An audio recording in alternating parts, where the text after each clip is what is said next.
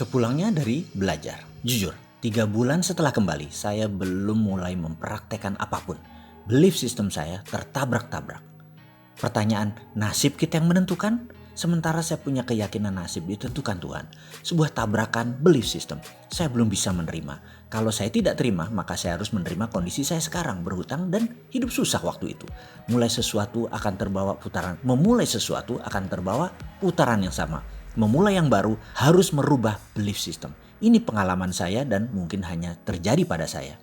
Saya juga teringat sebuah pelajaran dasar. Salah satunya pelajaran meng-cancel doa. Dalam sebuah sesi di sana ada pelajaran untuk berpikir dan berdoa yang tidak boleh di-cancel. Seperti detailnya ada juga di dalam video Road to Billionaire, karya saya terdahulu. Baik, sekarang kita beri contoh seperti pengalaman saya di dalam kelas waktu itu. Saya diperintahkan memohon. Waktu itu saya disuruh memohon kepada Allah untuk memberikan uang 1 miliar pada akhir bulan ini.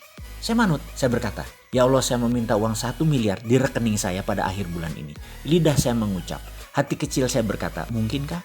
Dan perkataan di hati kecil tersebut, di pelajaran tersebut, saya peroleh artinya meng-cancel doa. Hal itu membatalkan doa. Kita tidak boleh mempertanyakan doa yang kita buat sendiri karena itu artinya meng-cancel. Dalam membuat permohonan, sekali lagi kita tidak boleh cancel. Percaya utuh, setiap keraguan harus dipanjatkan lagi permohonannya. Ulangi lagi karena permohonannya kita cancel sendiri. Ribuan kali saya coba, ribuan kali saya cancel. Belief system saya belum terima. Masa sih kok gitu doang? Emang bisa? Dari mana caranya? Dari mana uang datang ke saya? Bagaimana uang 1 miliar itu bisa datang? Walaupun saya berkata, "Ya Allah, berikan uang 1 miliar itu di akhir bulan ini." Tapi tetap di hati kecil ada hal-hal yang menyeletuk tadi. Sekali lagi sekedar mengulang saja, mengingatkan informasi bahwa di tahun 2001 saya bekerja untuk menutupi biaya hidup dan sebagian cicilan hutang. Posisi saya sebagai Direktur Business Advisor dari sebuah investment banking bernama PT Rifan, sekarang namanya PT Rekapital, milik seseorang yang posisinya tinggi saat ini yaitu Bapak Rosan Roslani dan Bapak Sandiaga Uno.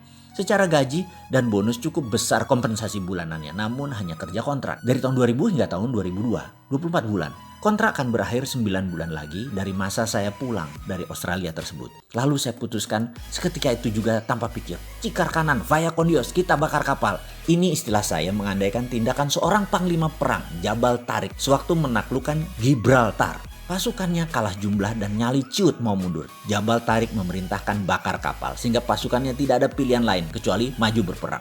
Besok saya membuat surat resign tertuju pada partner dan owner perusahaan tersebut, Rosan Roslani. Saya mendadak percaya 100% bahwa uang akan saya dapat. Dan uang dapat dari manapun. Tanpa usaha yang banyak, saya tidak pernah meng-cancel. Utuh saya percaya permohonan kepada Tuhan tersebut. Entah mengapa, tapi saya percaya. Saya semangat sekali. Lalu hari berlalu tanpa ada yang istimewa. Herannya, orang modern seperti saya tidak banyak bertanya-tanya. Enjoy total, benar-benar seperti orang aneh. Gak mikir belas. Sore itu saya menyiram bunga. Di luar kebiasaan, saya tidak pernah menyiram bunga. Tahu-tahu sebuah motor menghampiri, pengemudinya menggunakan helm, berkaca gelap. Saya tidak tahu siapa dia. "Sore Bapak," katanya membuka helm. Rai Sahanaya rupanya. Dia orang Ambon, tetangga saya, tinggal berjarak 3 rumah di sebelah. Dia mengontrak di sana. Kemudian dia berkata, "Begini Bapak ada uang 10 juta kah?" Katanya dengan logat Ambon yang kental. "Maksudmu?"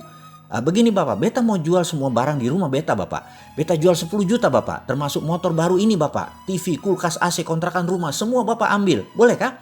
"Wah Rai, jujur uangku hanya 6 juta, itu pun buat bayar besok hutang." Saya jawab dengan apa adanya. Dia terdiam kemudian berkata, "Beta dapat kerja kapal Bapak. Malam ini kapal angkat jangkar Bapak jam 9. Kita coba layar Bapak. Beta dapat kontrak 3 tahun Bapak. Gaji bagus, $2.500 sebulan Bapak. Beta harus cepat-cepat balik ke pelabuhan Bapak." Lalu dia terlihat berpikir sebentar dan berkata, "Baiklah Bapak, beta kasih Bapak semua. Bisa kasih 6 juta sekarang kah?" "Ada," saya menjawab. Saya masuk ke dalam, 1 menit kemudian saya berikan uang 6 juta. Dia senang sekali. Giginya yang putih berkilat tak pernah hilang dari bibirnya. Rai menandatangani tanda terima 3 lembar kwitansi kosong untuk motor dan kunci kontrakan. Bawa koper berangkat pakai ojek. Saya terdiam, memegang 2 kunci. 1 kunci rumah kontrakan, 1 kunci motor berserta surat-surat. Saya ke kontrakan yang lebih luas sedikit dibandingin rumah kontrakan saya. Cukup rapi untuk seorang bujangan. Barang-barang terawat. Keesokan harinya saya jual semuanya kecuali motor. Karena saya butuh pengganti Honda Tiger yang saya jual buat ongkos saya ke Australia waktu itu. Total saya memperoleh sisa uang 19 juta. Dan rumah kontrakan yang masih 1 tahun lagi. Bayangkan, catatan kontrak saya itu tinggal 2 bulan kala itu. Yang jadi pertanyaan sekarang adalah, inikah prosperity conscious itu? Apakah servo mekanisme saya sudah benar, yang jeleknya sudah terbuang?